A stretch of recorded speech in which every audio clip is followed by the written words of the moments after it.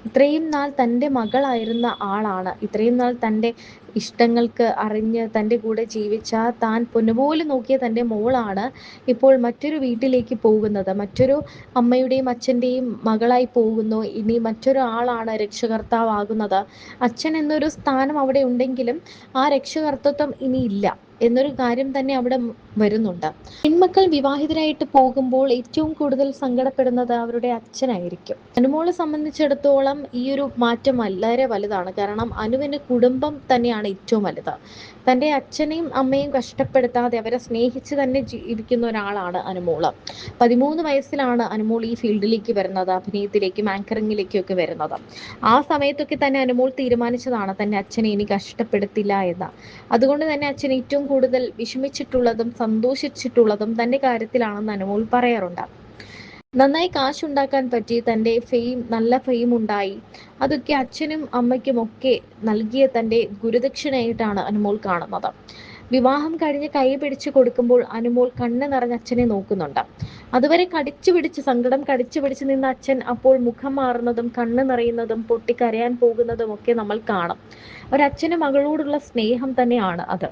ആ സമയത്ത് അനുമോൾ പറയുന്നുണ്ട്, അയ്യോ കരയില്ലേ, വിഷമിക്കല്ലേ എന്നൊക്കെ പറയുന്നുണ്ട്. എന്നാൽ അനുവിൻ്റെ കണ്ണും നിറയുന്നുണ്ട്.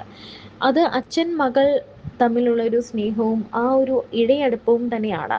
അച്ഛൻ്റെയും അമ്മയുടെയും കഷ്ടപ്പാട് കണ്ട് വളർന്ന ഒരാളാണ് അനു. അതുകൊണ്ട് തന്നെ താൻ കാരണം തൻ്റെ അച്ഛനും അമ്മയും ഒരിക്കലും വിഷമിക്കാൻ പാടില്ല, തങ്ങൾക്ക് വേണ്ടി കഷ്ടപ്പെടാനും പാടില്ല എന്ന് വിചാരിച്ച് തന്നെ കഷ്ടപ്പെട്ട് തന്നെ ഈ ഒരു നിലയിലേക്ക് എത്തിയ ആളാണ് അനു. അനുവിൻ്റെയും ഭുവനേശ്വറിൻ്റെയും വിവാഹം അങ്ങനെ കഴിഞ്ഞിരിക്കുകയാണ്. എന്നാൽ വീഡിയോയിലൊക്കെ കാണുന്ന പോലെ അത്ര ടോക്കറ്റീവ് ഒന്നും അല്ല ഭുവനേശ്വർ എന്നാണ് ആരാധകർ പറയുന്നത്. ഭുവനേശ്വർ ആണ് വരൻ എന്നറിഞ്ഞതോടെ ഇൻസ്റ്റഗ്രാമിലും ഫേസ്ബുക്കിലും സോഷ്യൽ മീഡിയയിൽ ആകമാനം ആളുകൾ എല്ലാവരും ആരാണ് ഈ ചുള്ളൻ എന്ന് തപ്പി നടക്കുകയായിരുന്നു. എന്തായാലും അത് കണ്ടെത്തി കഴിഞ്ഞു. എന്നാൽ കണ്ടെത്തി കഴിഞ്ഞ സമയത്ത് എല്ലാവർക്കും അയ്യോ അടിപൊളി ചെക്കനാണല്ലോ, എന്ത് രസമാണ്, അനു ഇത്രയും കാത്തിരുന്നത് വെറുതെ ആയില്ല എന്ന് തോന്നി. എന്നാൽ ഇന്ന് ഗുരുവായൂരിൽ വെച്ച് വിവാഹം കഴിഞ്ഞ ശേഷമാണ് മനസ്സിലാവുന്നത് അത്ര ടോക്കറ്റീവ് അല്ല. അനു സംസാരിച്ചു കൊണ്ടേയിരിക്കുന്ന ഒരാളാണ്. എന്നാൽ അനുവിൻ്റെ വരൻ ഭർത്താവായ ഭുവനേശ്വർ അധികം സംസാരിക്കാത്ത ഒരാളാണ്. പ്രത്യേകിച്ചും തമിഴ്നാട്ടുകാരനായതുകൊണ്ട് തമിഴിൽ സംസാരിക്കുമ്പോൾ മറ്റുള്ളവർക്ക് മനസ്സിലാവില്ലേ എന്നൊക്കെയുള്ള ഒരു ഭ്രമം അദ്ദേഹത്തിനുണ്ട്. അദ്ദേഹം യൂട്യൂബ് വീഡിയോകളാണ്, അല്ലെങ്കിൽ ഇൻസ്റ്റഗ്രാമിലും യൂട്യൂബിലും ഒക്കെ വീഡിയോ ചെയ്യാനാണ് കൂടുതൽ താല്പര്യപ്പെടുന്നത്. അപ്പോൾ അല്ലാത്ത പുറത്ത് ഇത്രയും വലിയ ആൾക്കൂട്ടം, ക്യാമറകൾ, ഇത്രയും വെളിച്ചം, ഇത്രയും ഒരു ഫെയിമിലോട്ട് അദ്ദേഹം വന്നിട്ടില്ല. കാരണം ഇവരുടെ മറ്റ് ചടങ്ങുകളൊന്നും തന്നെ പബ്ലിക് സ്പേസിലോട്ട് വന്നിട്ടില്ല. ഈ വിവാഹമാണ് ഇപ്പോൾ മുന്നിലേക്ക് വരുന്നത്.